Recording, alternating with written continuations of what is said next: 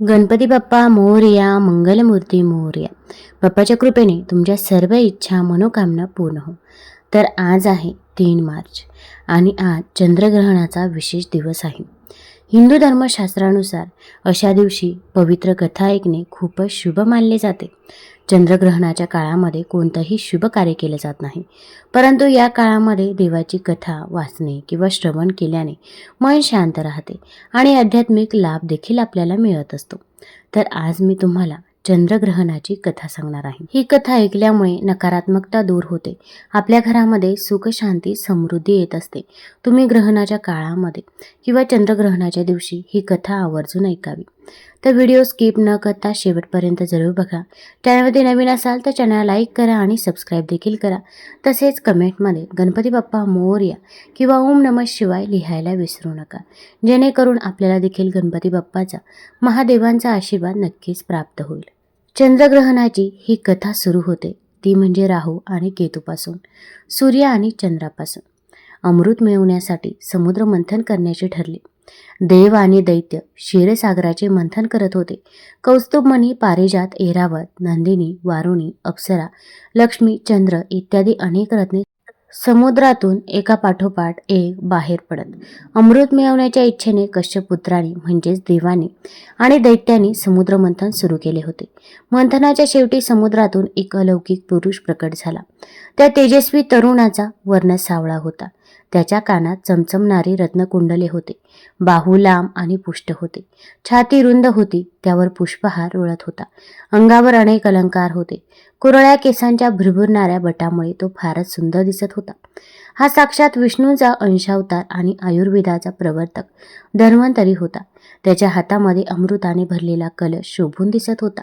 दैत्यांची दृष्टी कलशावर पडताच त्यांनी चपळाईने तो हिसकावून घेतला. दैत्यांच्या हातात अमृत कलश गेलेला पाहून देव निराश झाले. त्यांनी विष्णूचा धावा केला. भक्तांची हाक ऐकून भक्तवत्सल्य प्रभू लगेच मदतीला धावून आले. इकडे अमृताच्या लोभापायी दैत्य आपापसात भांडू लागले. त्यांना प्रत्येकाला अगोदरच अमृत प्यायचे होते. प्रत्येक जण म्हणू लागला, मी आधी अमृत पिणार, मला अधिक अमृत हवे, तू नाही मी, असा गोंधळ चालू असताना आता हा अमृत कलश मिळवायचा कसा, यासाठी श्री विष्णूने एक युक्ती केली. भगवंताने एका अद्भुत आणि अवर्णनीय स्त्रीचे रूप धारण केले. तिचा वर्ण नीलकमलाप्रमाणे श्यामल होता. मुखमल प्रसन्न होते. दोन्ही कानात सुंदर कुंडले होती. लांब सडक केसांमध्ये मोगऱ्याची वेणी होती. गळ्यात सुवर्णाचे हार होते. भुजांमध्ये बाजूबंद शोभत होते. तिचे रूप इतके लोभनीय होते की तिला पाहून कोणीही मोहित होईल. त्या लावण्यवतीला पाहून असुर मंत्रमुग्ध झाले. आपापसातील भांडण सोडून तिच्याकडेच एकटक पाहू लागले. तिचे अनुपम सौंदर्य पाहून काम मोहित होऊन तिला म्हणाले, अगं सुंदरी, तू कोण आहेस, तू कोठून आलीस? हे सुंदरी, तू कोणाची कन्या आहेस? तुला पाहून आम्ही आमचे भान हरपले आहोत. हे प्रिये, आम्हा सर्वांना हे अमृत हवे आहे, त्यावरून आमच्यात वैर निर्माण झाले आहे. हे सुंदरी, तू आमचे भांडण मिटव.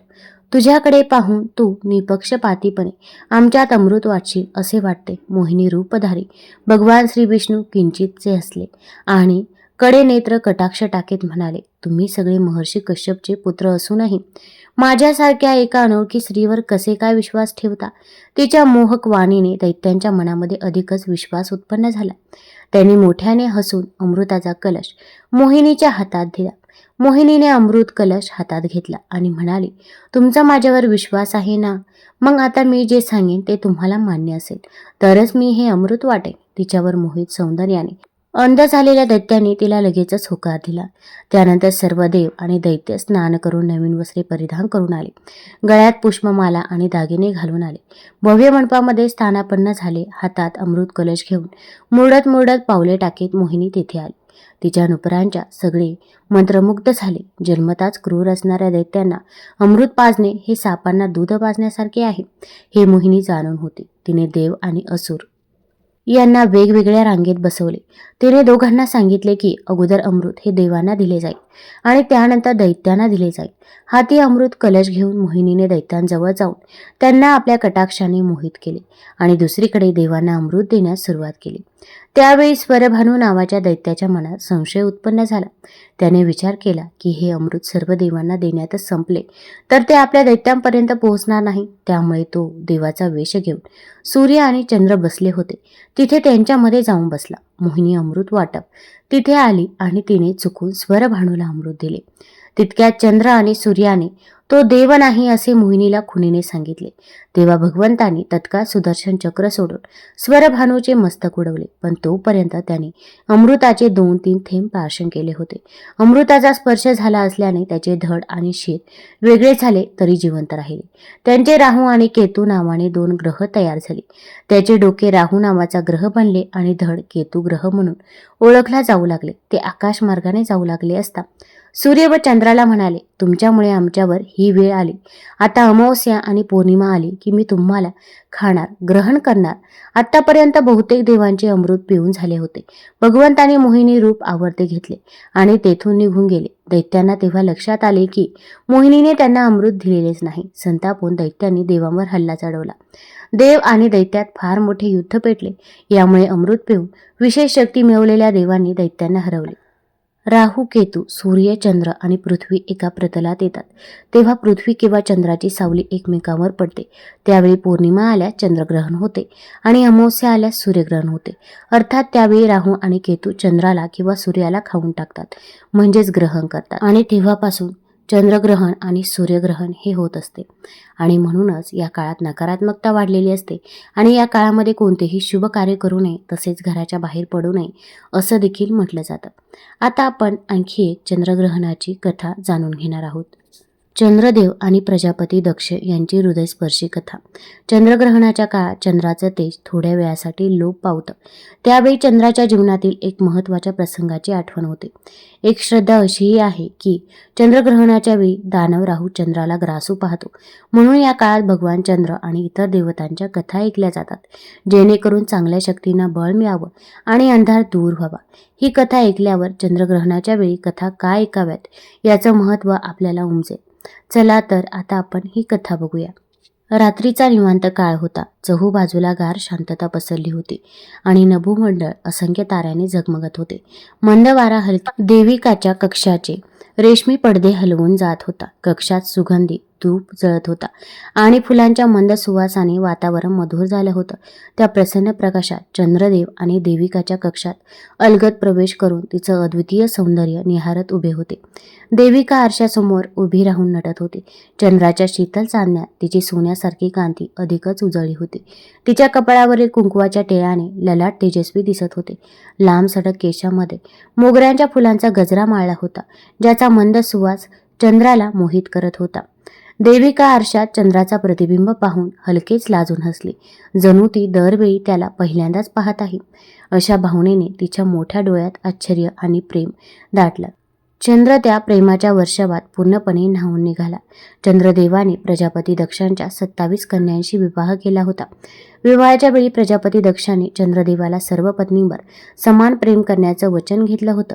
या 27 पत्न्यांमुळे आकाशातील 27 नक्षत्रांना चंद्राची सोबत लाभली होती. तथापि त्या सर्व पत्नींमध्ये देविका अतिशय लाडकी आणि रूपवती असल्याने चंद्राच्या हृदयात तिचं स्थान इतरांपेक्षा खास होतं. देविकाने चंद्राकडे पाहिलं तेव्हा तिच्या चेहऱ्यावर आल्हाददायक आनंद फुलला. चंद्र प्रेमभराने म्हणाला, देविका, आज तुला पाहून मला पुन्हा नव्याने प्रेमात पडल्यासारखं वाटत आहे.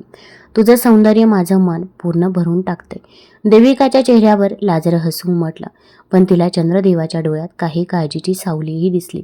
काही क्षण तो गप्प तिच्याकडे पाहत होता. देविकाने हळू आवाजात विचारलं, स्वामी, तुम्ही इतके शांत का आहात? चंद्राने हलकेच तिचा हात आपल्या हातात घेतला. त्याच्या नजरेतील कळकळ आता स्पष्ट दिसत होती.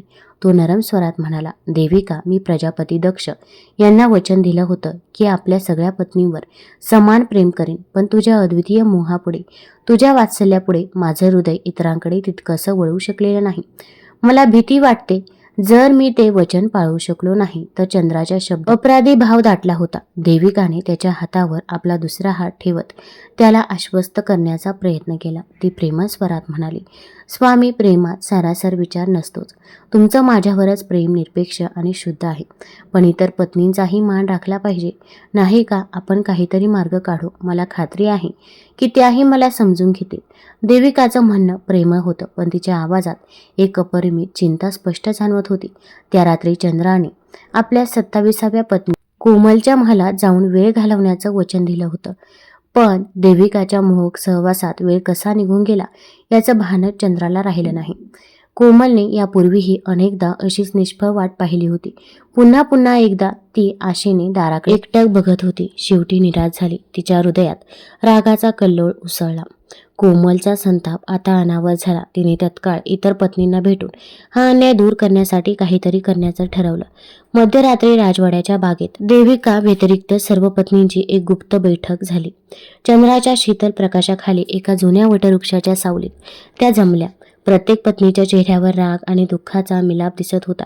चंद्राच्या इतर 26 पत्नी देविकाबद्दल मनात साचलेली नाराजी व्यक्त करू लागल्या. आम्हाला दिवसा राजवाड्यातल्या ऐश्वर्यात ठेवतो, पण रात्री मात्र नेहमी देविकाकडे जातो, एक पत्नी दुखावल्या स्वरात म्हणाली. हो ना, आम्ही सगळ्या त्याची आतुरतेने वाट पाहत राहतो आणि तो फक्त देविकामध्येच मग्न असतो. दुसरीने खंत व्यक्त केली. तो आम्हाला गोडगोड शब्दांनी आश्वासन देतो, पण शेवटी मात्र देविकाकडे जातो, तिसऱ्या पत्नीने उद्गाराने म्हटले. कोमलच्या आवाजाने सर्वांचं लक्ष वेधलं. ती ठामपणे म्हणाली, आपल्या सगळ्यांच्या भावना दुखावल्या गेल्यात. आता आपण शांत बसणार नाही. चला आपण आपला पिता प्रजापती दक्ष यांच्याकडे न्याय मागूया. तिच्या बोलण्यात अन्यायाविरुद्धचा धगधगता रोष होता. सगळ्या जणींनी तिच्या या प्रस्तावाला लगेच संमती दर्शवली. पहाट होता सगळ्या पत्नींचा समुदाय प्रजापती दक्षांच्या महलात पोहोचला. प्रजापती दक्ष ब्रह्मदेवाचे मानसपुत्र आणि प्रतापी सम्राट होते, मात्र त्यांचा स्वभाव अत्यंत उग्र आणि उद्रेक करू शकणारा होता. आपल्या प्रिय लेकींची व्यथा एकदाच दक्षांच्या कपाळावर आठ्या पडल्या आणि चेहरा संतापाने लाल झाला. आता देविका पुढे येऊन अश्रू भरलेल्या डोळ्यांनी पित्याला विनवू लागले. पिताश्री, आमचे पतिदेव चंद्र आम्हाला पूर्णपणे दुर्लक्ष करतात. ते सारखे देविकाकडे असतात. आम्ही उरलेल्या कन्या दिवसेंदिवस त्यांच्या प्रेमाला पारख्या होत चाललो आहोत. दुसरी एक पत्नी भरल्या आवाजात म्हणाली, हो पिताजी, आम्ही सर्वजण अतिशय दुःखी आहोत. आम्हाला आमच्या पतीचा सहवासच मिळत नाही. आमच्यावर त्यांचं प्रेम उरलं नसेल तर आम्ही कसं जगायचं? आपल्या सर्व मुलींचे रडगाणं ऐकून दक्ष प्रचंड संतापले. ते गरजले, चंद्र कुठे आहे? आता त्याला इथे ताबडतोब हजर करा. दक्षांच्या आज्ञेवरून सेवकांनी तत्काळ चंद्रदेवाला राजसभेत हजर केलं. घाबरलेला चंद्रदेव आपला रागरक्त श्वास घेत असलेल्या सासऱ्याला पाहून मान खाली घालून उभा राहिला. प्रजापती दक्षांच्या प्रखर नजरेचा सामना करताना त्याच्या कपाळावर घाम तुरळक दिसत होता. दक्ष कठोर आवाजात बोलला, चंद्रदेवा, हे मी काय ऐकतोय? तू मला दिलेले वचन मोडलेस. तू माझ्या सर्व लेकींसोबत समान वागणूक ठेवणार होतास, मग हा पक्षपात का? चंद्राने हात जोडले आणि नरम स्वरात म्हणाला, प्रजापती, मी प्रत्येक पत्नीच्या राहण्याची उत्तम व्यवस्था केली आहे. त्यांच्या प्रत्येकासाठी स्वतंत्र भव्य महाल, समाजसेवक, चाकर आणि सारखे ऐश्वर्य मी पुरवलं. मी त्यांच्या यथाशक्ती मानपानही राखतो. दक्षाने रोखून प्रश्न केला, पण वेळ प्रत्येकीसोबत समान वेळ घालवतोस का? तू की सतत देविकाकडेच असतोस? म्हणतात हे खरं आहे? हे शब्द ऐकून चंद्र निरुत्तर झाला. काही क्षण त्याच्याकडे काही उत्तर नव्हतं. अखेर त्याने सत्य कबूल केलं, महाराज, मला मान्य आहे की देविका मला सर्वात अधिक प्रिय आहे. मी इतरांवरही प्रेम करतो, पण होय, देविकावर माझा जीव जास्त आहे. प्रेम हा तसा भाव आहे की तो सारख्या प्रमाणात वाटता येत नाही. या बाबतीत माझी चूक झाली तरीही आपण सांगाल ते करायला मी तयार आहे. फक्त सगळ्यांचं मन सांभाळण्यासाठी मला एक संधी द्या. चंद्राचा आवाज कातर झाला होता. चंद्राचं उत्तर ऐकून दक्षांचा क्रोध अधिकच भडकला. जावयाचं हे उत्तर त्यांना अजिबात मान्य नव्हतं. ते संतापाने थरथरत ओरडले, दृष्ट आहेस तू. माझ्या मुलींना दुःखी करून सुखाने राहशील असा विचार करण्याची तुझी हिंमतच कशी झाली? हे बोलतच प्रजापती दक्षांच्या मुखातून शापाचे शब्द सुटले. जा चंद्रा, तुला माझा शाप. दर दिवशी तुझं ते क्षीण होत जाव आणि शेवटी तू पूर्णतः नाहीसा होशील. त्या क्षणी सभोवतालचा उजेड क्षणभर लोप पावल्यासारखा वाटला. जणू साऱ्या सृष्टीने श्वास रोखला होता. क्षणभर राज्यसभेत मृत शांतता पसरली. दक्षांच्या तोडून निघालेला शाप ऐकून चंद्रदेव थरथर कापू लागला. त्याचा चेहरा पण पांढरा पडला आणि शरीरातील प्रकाशाची ज्योत मंदावू लागली. हा अनर्थ पाहता सगळ्या पत्नींच्या चेहऱ्यावर भयाचे काळे ढग दाटून आले. आता कोमलला आपल्या केलेल्या कृत्याचे भीषण परिणाम उमगले. ती तत्क्षणी पित्याच्या पायांवर कोसळली आणि म्हणाली, क्षमा करा पिताश्री, आम्ही फक्त आमच्या पतीचं प्रेम परत मिळावं म्हणून आपल्याकडे आलो होतो. असा भयंकर शाप देऊ नका. ते पूर्णपणे नाहीसे झाले तर आमचे सर्व हरपे. इतर सर्व कन्या देखील शोकाकुल झाल्या. एकमेकींच्या पाठोपाठ त्यांनीही पित्यांच्या चरणावर पडून म्हणाल्या, बाबा, आपला शाप मागे घ्या. चंद्रदेव नाहीसे झाले. तर आम्ही जगू शकणार नाही. दक्षांचा श्वास जोराने चालू लागला. त्यांच्या रागाची धग आता उतरू लागली होती आणि आपल्याच तोंडून निघालेले शब्द ऐकून त्यांनाही भीती वाटली. त्यांच्या डोळ्यात पश्चातापाची छटा दाटली. ते दुःखी स्वरात म्हणाले, मला माफ करा माझ्या लेकींनो. रागाच्या भरात मी अति कठोर पाऊल उचललं, पण एकदा उच्चारलेला शाप माझ्या हातूनही मागे घेता येणार नाही. दक्ष काही काळ सुन्न उभे राहिले. थोड्या वेळाने त्याने भरकन शांत आवाजात सुचवलं, कदाचित महादेव शंकरच काही मार्ग काढू शकतील. त्यांच्या शरण जाण्यातच आता तुमचं कल्याण आहे. दुःखात बुडालेल्या चंद्रदेवाला आता पुढचा मार्ग सुचेना असा झाला होता. त्याने अश्रू भरलेल्या डोळ्यांनी शेवटच्या आशेने आकाशाकडे पाहिलं. पत्नीगड हतबल होऊन एकमेकींना बिलगून रडत होत्या.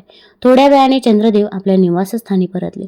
आता त्यांच्या चंद्रकलेचा प्रकाश फारच कमी झाला होता. देविका धावत येताच पतीचं विवर्ण रूप बघून स्तब्ध झाली. तिचा तेजस्वी पती असा निराश आणि मलूल झालेला तिने कधी पाहिलाच नव्हता. देविकाच्या डोळ्यात अश्रू तरळले. ती कापऱ्या आवाजात म्हणाली, स्वामी हे काय होत आहे? आपलं तेज असं का फिकं पडत चाललंय? मला सगळं कळलं आहे. हा शाप तुमच्यामुळे नव्हे, माझ्यामुळेच झाला आहे. मीच तुमचं लक्ष स्वतःकडे खेचून इतर पत्नीकडेचं मन हटवलं. माझ्यामुळे तुम्हाला हे भोगावे लागत आहे. ती हुंदके देऊ लागली. चंद्रदेवाने थरथरत्या हाताने देविकाचे अश्रू पुसले. ते हलकेच म्हणाला, देविका असं म्हणू नकोस. तुझा काही दोष नाही. माझंच प्रेम मी समतोल राखू शकलो नाही. पण आता वेळ कमी आहे. माझं तेज रोज थोडं थोडं क्षीण होत जाईल. मला महादेवाच्या चरणी जाऊन शरणागती पत्करावी लागेल. आता देविका डोळे पुसत निर्धाराने चंद्राचा हात धरला आणि ती म्हणाली, मीही येते तुमच्यासोबत. आपण दोघे मिळून महादेवांची आराधना करू. मी तुम्हाला एकटंच जाऊ देणार नाही. तिच्या स्वरात अढळ निश्चय होता. चंद्राने मंद हसत तिच्याकडे पाहिलं आणि अलगद मान हलवली. तो हळुवारपणे म्हणाला, प्रिय देविका, तुझी साथ मला अमूल्य आहे, पण ही तपश्चर्या मला एकट्यालाच करावी लागेल. हा माझ्या श्रद्धेचा आणि प्रायचित्ताची परीक्षा आहे. तू इथे राहून माझी वाट पहा. मला विश्वास आहे मी परत येईन. देविकाची अवस्था त्या क्षणी अमावस्येच्या चंद्रासारखी झाली होती. दुःखानं तिचं रूप काळवंडलं. ती रडवलेल्या आवाजात म्हणाली, स्वामी लवकर परत या. मी दररोज देवाजवळ प्रार्थना करेन. चंद्रदेवाने काही न बोलता अलगदपणे देविकाचे हात आपल्या कपाळाला लावले. निरोपाचा एक अश्रू देविकाच्या हातावर टपटपला. क्षणभर दोघे निशब्द उभे राहिले. शेवटी चंद्रदेवाने स्वतःला सावरलं, प्रिय पत्नीला अंतिम आलिंगन दिलं आणि महादेवाच्या कृपेची आशा मनात ठेवून तपासाठी निघून गेले. चंद्रदेव आपल्या रथातून थेट पृथ्वीवरील प्रभास तीर्थक्षेत्री पोहोचले. एका पवित्र जागी शिवलिंगाची स्थापना करून त्यांनी भगवान शंकराच्या नामस्मरणासह कठोर तप सुरू केलं. त्या काळात चंद्रदेवाने अन्न पाणी त्यागलं आणि दिवस रात्र ध्यानस्थच राहिले. उन्हाचा तडाखा असो व रात्रीची गारठवणारी हवा त्यांची तळमळ किंचितही ढळली नाही. दिवसेंदिवस त्यांचं तेज कमी होत होतं. तरीही मनोमन ते अखंड ओम नमः शिवाय ओम नमः शिवायचा जप करत होते. भूतलावरील पक्षी प्राणीही चंद्राच्या हळूहळू लय पावत चाललेल्या प्रकाशाने व्याकुळ झाले होते. देवराज इंद्रही आकाशातून चिंतेने खाली पाहत होता. अखेरीस चंद्रदेवाच्या शेवटच्या श्वासांची वेळ आली. त्यांचं रूप आता केवळ एक क्षीण कणासारखं उरलं होतं. प्रदोष काळ होता. अचानक त्या तपोभूमीवर एक दिव्य तेज प्रकट झाला. भगवान शंकर स्वतः प्रकट झाले. नीलकंठ महादेवांच्या जटांमध्ये असंख्य तारकांचा समूह लुकलुकत होता. कपाळावर तिसऱ्या नेत्राची तेजस्वी रेखा होती. गळ्यात नागांचा हार आणि अंगभर पवित्र भस्माचा लेप. त्यांच्या मुखावर करुणा आणि प्रसन्नतेचा मिश्र भाव होता. तपोनिष्ठ अवस्थेत लीन असलेल्या चंद्रदेवाने डोळे उघडले. समोर त्रिनेत्रधारी महादेव उभे असलेले पाहताच चंद्राच्या डोळ्यात कृतज्ञतेचे अश्रू तरळले. ते थरथरत भगवान शिवांच्या चरणी कोसळले. भगवंता माझे रक्षण करा. ते व्याकुळ होत अरवत होत.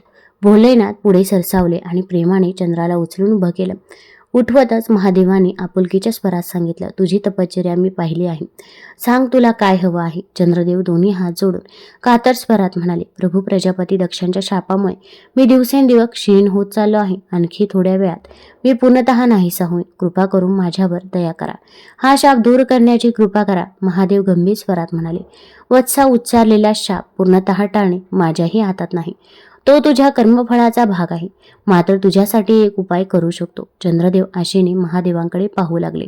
शिवाने सौम्य स्मित केले आणि आशीर्वाद देत पुढे म्हणाले, चंद्रदेवा, तुझं अस्तित्व पूर्णपणे लयात जाणार नाही.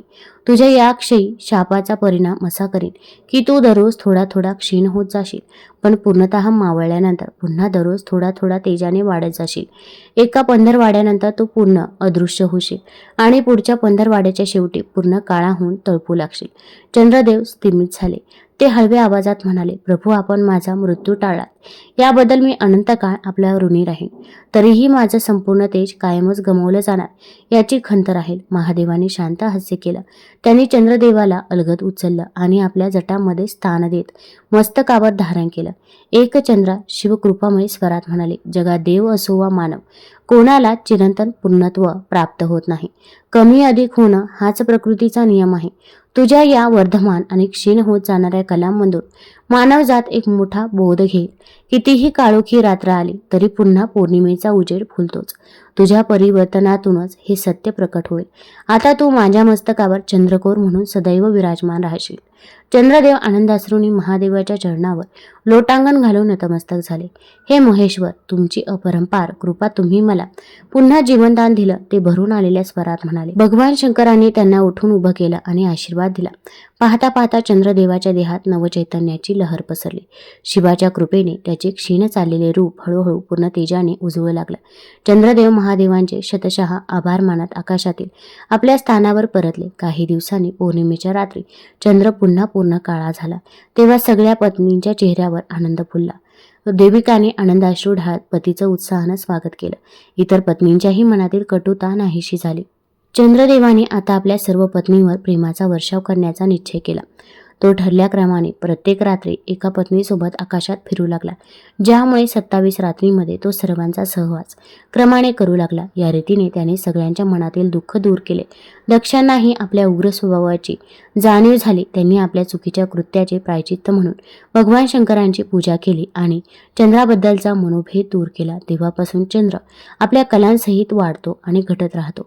प्रत्येक अमावस्येला तो पूर्णतः लोप पावतो आणि प्रत्येक पौर्णिमेला पुन्हा पूर्ण तेजाने तळपतो. भगवान शंकरांच्या जटांवर विराजमान असलेल्या चंद्रदेवाच्या या कथेतून आपल्याला शिकायला मिळतं की संकट कितीही भीषण असो, प्रेम, पश्चाताप आणि परमेश्वराची कृपा यांच्या बळावर त्यावर मात करता येते. चंद्रग्रहणाच्या दिवशी ही कथा श्रवण केल्याने मनातील अंधा दूर होऊन श्रद्धेचा उजेड पसरतो. चंद्रग्रहणाबद्दल आणखीन एक कथा सांगितली जाते. एका युगात देव आणि देवदेवतांचा समूह विश्वाच्या निर्मितीशी संबंधित महत्त्वाच्या बाबींवर चर्चा करण्यासाठी एका बैठकीत होता. भगवान ब्रह्मा, भगवान शिव, देवी पार्वती देखील उपस्थित होते. या व्यतिरिक्त कार्तिकेय आणि गणेश इतर मुलांप्रमाणे जवळच खेळण्यात व्यस्त होते. तेवढ्यात शिवाला कळले की बराच वेळ झाला आहे आणि ही मुले भुकेली असतील. नारद उर्फ ऋषी नारद यांनी भगवान शिवांना एक जादुई फळ दिले होते, जे ते त्यांच्या मुलांना देऊ इच्छित होते. परंतु भगवान शिव हे ठरवू शकले नाहीत की हे फळ कोणाला द्यावे, कारण त्यांच्याकडे फक्त एकच तुकडा होता. पार्वती देखील ठरवू शकली नाहीत, कारण मुलांना अर्धे फळ नको होते, पण संपूर्ण फळे हवे होते. शिव मग ब्रह्मदेवाकडे वळले आणि म्हणाले, आदर्शपणे जो मोठा असेल त्याला फळ मिळावे. म्हणून शिवाने ते फळ कार्तिकेयला दिले. गणेश संतापला, पण ब्रह्माजींच्या सल्ल्याने ही परिस्थिती निर्माण झाली म्हणून तो अधिकच संतापला. बैठक संपली आणि ब्रह्माजी आपल्या घरी निघाले. विश्वाची निर्मिती सुरू करणार असतानाच गणेश तेथे गोंधळ घालण्यासाठी आला. गणेश इतका संतापला की त्याने आपल्या रागीट नजरेने ब्रह्माजींना घाबरवण्याचा प्रयत्न केला. तो यशस्वी झाला आणि ब्रह्माजी थरथर कापले. चंद्र आणि त्याचे काही गण मित्र जे नेहमी त्याच्या भोवती असतात ते पाहत होते. ते सर्व हसायला लागले, ज्यामुळे गणेशाला आणखीनच राग आला. मग गणेशाने चंद्राला शाप दिला की ज्या प्रकारे तू माझ्या रूपाची थट्टा करत आहेस त्याचप्रमाणे तुझे रूपही दिसणार नाही. जर कोणी तुला पाहिले तर त्या व्यक्तीनेही पापे केले असेल. असे बोलून गणेश अदृश्य झाला आणि चंद्राला त्याच्या दुष्कृत्याबद्दल शाप देऊन तो तिथून निघून गेला. चंद्र मंदावला, त्याची चमक नाहीशी झाली आणि तो आता इतरांना दिसू शकला नाही. त्याला त्याच्या कृत्याचा पश्चाताप होऊ लागला आणि तो देव इंद्राची मदत मागण्यासाठी गेला. पण शापाबद्दल जाणून घेतल्यामुळे कोणीही चंद्राकडे थेट पाहू इच्छित नव्हते. चंद्र म्हणाला, पूज्य देव, इंद्र आणि देवगण, मला समजले आहे की तुम्हाला माझ्या शापाबद्दल आधीच माहिती आहे. पण जर मी माझी मूळ स्थिती परत मिळवली नाही तर संपूर्ण जगाला माझ्या पापाची किंमत मोजावी लागेल. कृपया मला हे उलट करण्यास मदत करा. देवराज इंद्राने ब्रह्मदेवाला भेटण्याचा सल्ला दिला. गणेशाचा क्रोध ब्रह्मदेवावर सुरू झाला होता आणि त्याचे परिणाम चंद्रावर पडले. ब्रह्माजींनी सल्ला दिला, चंद्राला पुढे ठेवा आणि भगवान गणेशाची प्रार्थना करायला सुरुवात करा, कारण तोच एकमेव आहे जो या बाबतीत क्षमा करू शकतो आणि उपाय सांगू शकतो. भगवान गणेश प्रकट झाले आणि चंद्र त्यांच्या पाया पडला. चंद्राच्या पश्चातापाकडे पाहून गणेश संतापला. तो म्हणाला, प्रिय चंद्रा, मी शाप मागे घेऊ शकत नाही. तो माझ्या तोंडातून आधीच निघून गेला आहे आणि आता तो नाकारला जाणार नाही. याचा अर्थ तुझ्या दर्शनाशी पाप संबंधित असेल, परंतु ते वर्षातून फक्त एकदाच मर्यादित असेल. भाद्रपद शुक्ल पक्ष चतुर्थी, 6व्या महिन्याच्या शुक्ल पक्षाच्या 4थ्या दिवशी चंद्राचा उदय. चंद्र आभारी होता आणि ही चूक पुन्हा होऊ नये म्हणून त्याने 12 वर्षे कठोर तपश्चर्या केली. गण एकक्षरी मंत्राचा जप केला. भगवान गणेश प्रकट झाले.